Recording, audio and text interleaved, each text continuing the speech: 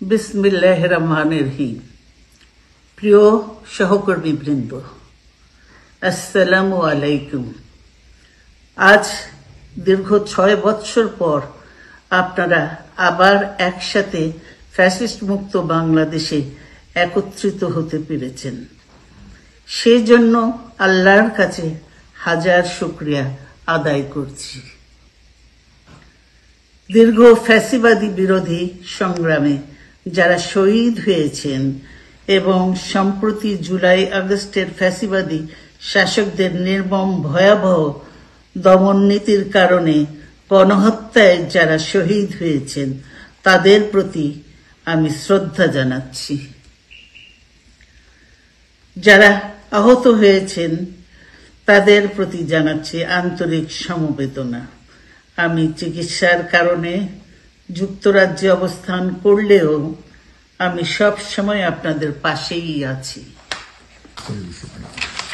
দীর্ঘ 15 বছর গণতন্ত্রের জন্য, আমার মুক্তির জন্য আপনারা যে নিরন্তর সংগ্রাম করেছেন এবং আমাদের অসংখ্য সহকর্মী প্রাণ দিয়েছেন, জুলুম নির্যাতনের শিকার হয়েছেন এবং প্রায় 1.25 লক্ষ মিথ্যা মামলায় জর্জরিত হয়েছে, এখন আদালতের বারান্দায় ন্যায় বিচারের জন্য ঘুরে বেড়াচ্ছেন। আপনাদের এ ত্যাগ শুধু দল নয়, জাতি চিরকাল স্মরণ রাখবে। দেশ আজ এক সংকটময় সময় অতিক্রম করছে। আপনাদের এবং ছাত্রদের সমন্বিত আন্দোলনের ফলে ফ্যাসিস্ট শাসকেরা বিদায় নিয়েছে। একটা অন্তর্বর্তীকালীন সরকার গঠিত হয়েছে। তাদের কাছে জনগণের প্রত্যাশা, রাষ্ট্র মেরামতের ন্যূনতম সংস্কার দ্রুত সম্পন্ন করে গণতান্ত্রিক ব্যবস্থায় ফিরে যাওয়ার জন্য সকলের কাছে গ্রহণযোগ্য একটি নির্বাচন অনুষ্ঠান সম্পন্ন করা।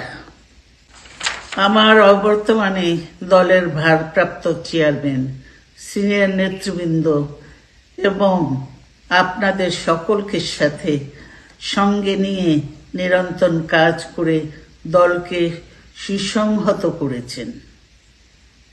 আমি আপনাদের ধন্যবাদ জানাচ্ছি। আমি বিশ্বাস করি আপনারা শহীদ প্রেসিডেন্ট জিয়াউর রহমানের আদর্শে আরো উজ্জীবিত হয়ে আগামী নির্বাচনে সাফল্যের জন্য ঐক্যবদ্ধভাবে কাজ করবেন। এমন কোনো কাজ করবেন না যাতে আপনাদের এত দিনকার সংগ্রাম, আত্মত্যাগ বিফলে যায়। আমাদের সব সময় শহীদ প্রেসিডেন্ট জিয়াউর রহমানের সেই উক্তি মনে রাখা দরকার, ব্যক্তির চেয়ে দল বড়, দলের চেয়ে দেশ। বাংলাদেশের সর্বস্তরের মানুষ, বিশেষ করে তরুণ সমাজ আজ এক ইতিবাচক গণতান্ত্রিক পরিবর্তনের জন্য উন্মুখ হয়ে আছে। ক্ষুদ্র ক্ষুদ্র সংকীর্ণতা ভুলে দেশ ও জাতির বৃহত্তর স্বার্থে আমাদের কাজ করতে হবে।